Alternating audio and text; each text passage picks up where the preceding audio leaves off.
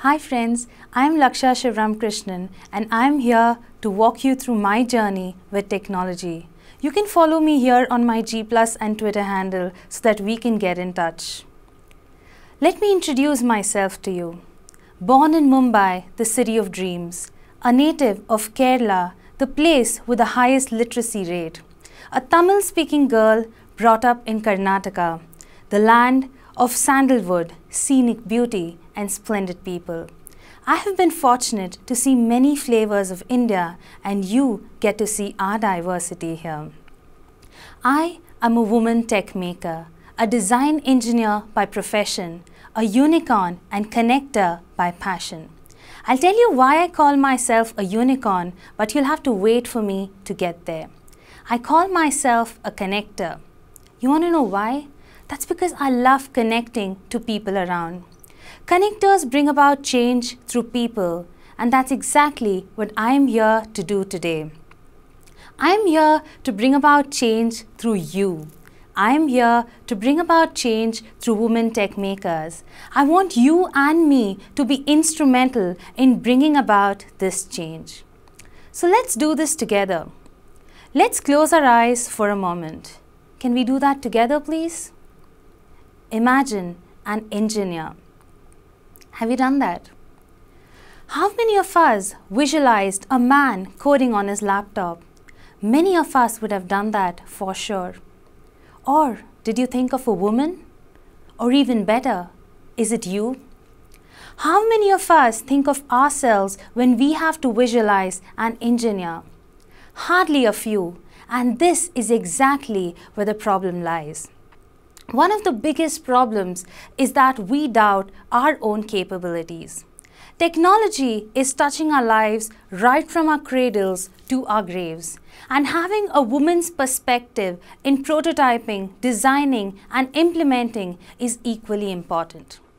Statistics say that if a man and a woman are given an unknown task, a man is 90%, I repeat, 90% confident of committing to do it, whereas a woman instantly doubts her capabilities. Why is there this mismatch? Why are we losing out on seizing the opportunity? Not many things that happens in your childhood stays imprinted in your minds few decades down the lane. But I clearly remember the first time I got associated with technology. I had to prepare for my computer science lab test way back in school when I was around 6-7 years old. And we did not have a computer at home.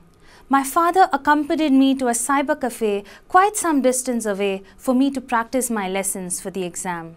And when I went there, I saw this lady typing onto this machine at quite an amazing speed. I was so amazed by the typing speed that I told my father about it. My father was happy at my awe and said, in a few years' time, you'll be able to do it much faster. A few months later, he got me a computer at home so that I get there soon enough. Reaching out for what we don't have and getting it is always a good start.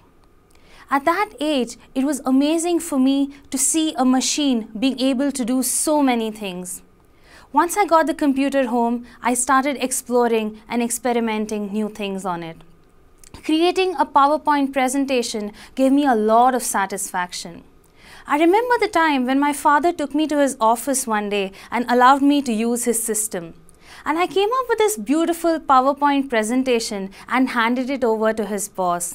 And for a kid of that age, it was a real sense of accomplishment to be patted on your back by your dad's boss. User interface was always dear to me, and it still is. I love designing web pages at my leisure on the themes of my choice. So listen to me when I tell you, do what you love, and you would love what you do. It's very essential that we look to build a very strong support system around ourselves to get to the top. My teachers and my parents always supported me. The teachers always pushed me to achieve more. They used to tell me that I have to be better than the best to shine in life, to make a mark in life, and similar scenes were seen at home.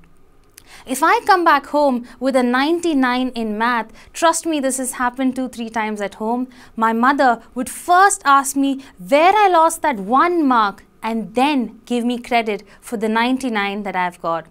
And that zeal to score a perfect 100 at as many places as possible really helped me.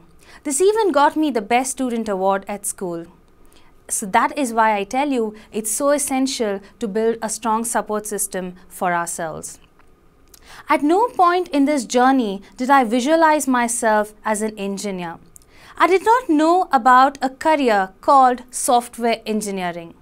I knew only of 2 careers, a doctor and a teacher, and I always wanted to be a doctor. So as I was getting out of school at crossroads deciding career paths, a teacher of mine suggested that I take up engineering. She knew how much I loved math and science, and life often throws us into situations where we need to make a choice.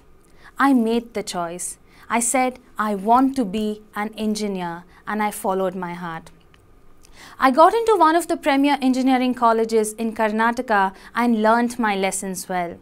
And over this journey of 4 years, the passion in the field further strengthened. I wanted to try out new things. And as I completed my 4 years of engineering, I realized, hey, 4 years have passed and I've not done anything hands-on. I know my theory well, but it's time to put this into practice. At that time, I decided that pursuing a master's would be the best thing to do. Again, following your heart. I applied to universities across India and got into one where life turned out to be better than I thought it would. I got the best hands-on experience with some great faculty, some great people, good projects, and above all, great learning. We always say we hardly have women in technology, but let me give you a contradiction. We were one of the very few Masters of Technology batches, probably in the country, to have more number of girls than guys in a class. Girls were at a 51:49 ratio. But then, what goes wrong? The girls are really good. They attend all their classes, dutifully write down notes, get great grades. But when it comes to going above and beyond, when it comes to exploring and experimenting, we often take a back seat. I remember a time when I had to attend a hackathon outside college. A few of my male friends agreed to accompany me, but not a single girl put her hand up. So when I told my mother about this, she was like, "What are you going to do with all the guys there?" Fortunately, this did not put me off, and I continued attending these events. So let me ask you that today we have to look to alter this phenomenon to get more women sit at the table.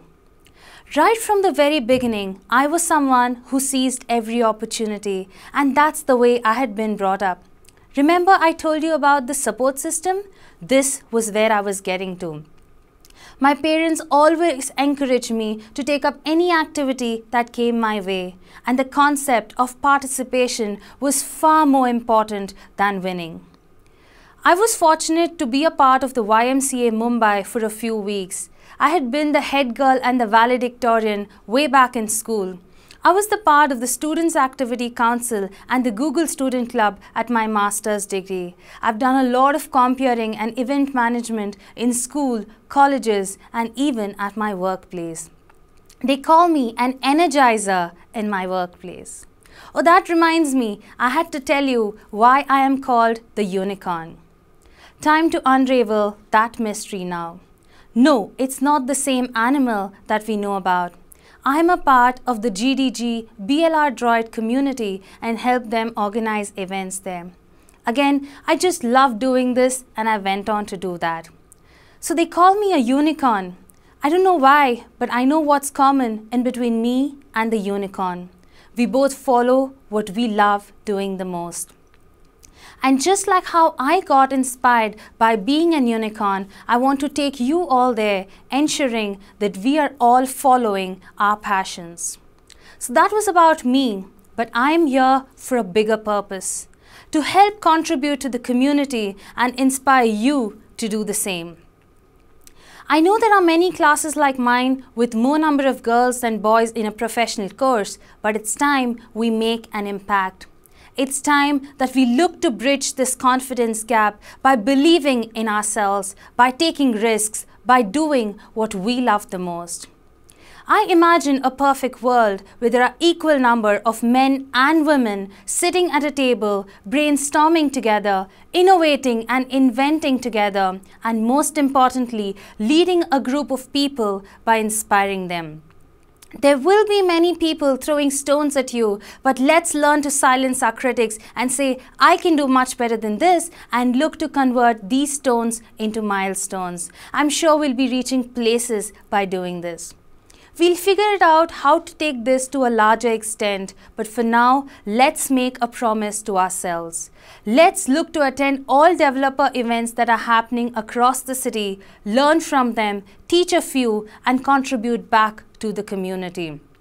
Today, if everyone watching this video works towards keeping this promise, I think we will get to hear more women voices out there. We will get to see more women sitting at the table. Remember the time when we were little and we had no baggage on our shoulders? When we did what we loved the most? When we would connect to as many people as possible just to have a game together? Let's get back to that mode again. Let's stop being at the sidelines. Let's change the rules of the game. Be heard, be seen, be at the table. दोस्तों, मिल के छुएंगे आसमान. Thank you.